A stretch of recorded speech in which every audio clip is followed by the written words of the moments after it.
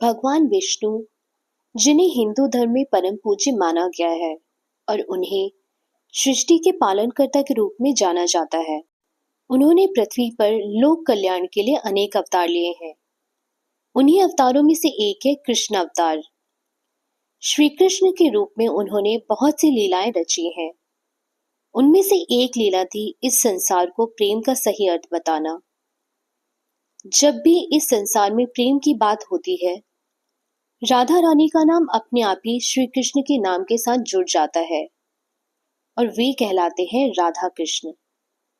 ऐसा कहा जाता है कि राधा रानी भी स्वयं माँ लक्ष्मी का अवतार थी। श्री कृष्ण और राधा रानी प्रेम का आज भी एक उदाहरण है, लेकिन ये भी सच है कि दोनों कभी भी एक दूसरे के नहीं हो सके थे। श्री कृष्ण ने भी विवाह किया था और राधा रानी ने भी।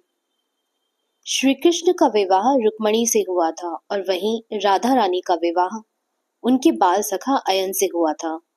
ब्रह्म वैवर्त पुराण, जो कि महर्षि वेदव्यास द्वारा रचित 18 पुराणों में से एक है, उसमें राधा जी के पति का वर्णन किया गया है।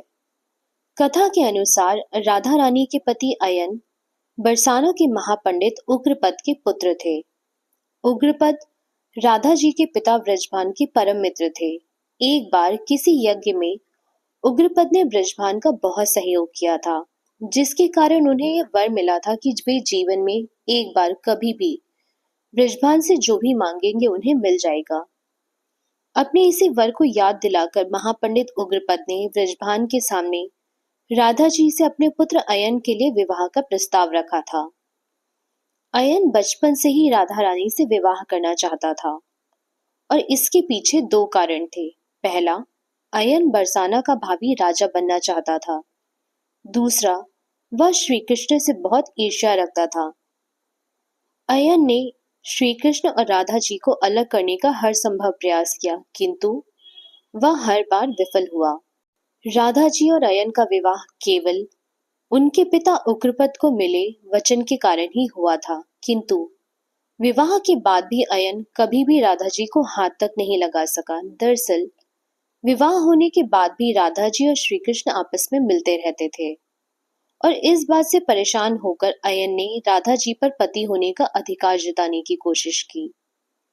अयन ने छल से राधा जी को एक ऐसा फल खिलाने की कोशिश की जिससे वो उन्हें अपने वश में करके उनके साथ संबंध बना सके, लेकिन उसके ऐसा करने के पहले ही ऋषि दुर्वासा ने अयन को श्राप दे दिया कि जिस मंशा से वो राधा जी को फल खिलाने जा रहा था, अगर फिर कभी उसने उसी नियत से राधा जी को छूने का भी प्रयास किया तो वह भस्म हो जाएगा। इसी संदर्भ में आयन घोष में वर्णन मिलता है कि अयन नाम का एक ग्वाला था जिसने कठोर तपस्या करके भगवान विष्णु को प्रसन्न किया। जब भगवान विष्णु ने अयन को वर मांगने को कहा, तब अयन ने माँ लक्ष्मी से विवाह करने की इच्छा प्रकट की। ये बात सुनकर भगवान विष्णु को बहुत क्रोध आया, लेकिन भक्त को उसकी तपस्या का फल देना और उसकी इच्छा को पूरी करना उनका कर्म था। उन्होंने अयन को वरदान दिया कि जब देवी लक्ष्मी राधा के रूप में पृथ्वी पर अवतरित होंगी, तब उसका विवाह उनके साथ होगा। लेकिन उन्होंने ये भी कहा कि तुम राधा से विवाह तो कर लोगे, किंतु उन्हें कभी छू भी नहीं पाओगे और तुम एक नपुंसक के रूप में जन्म लोगे। अगर आपको ये जानकारी अच्छी लगी हो तो प्लीज़ वीडियो को लाइक करें और मेरे चैनल को सब्सक्राइब करें। Thank you for watching.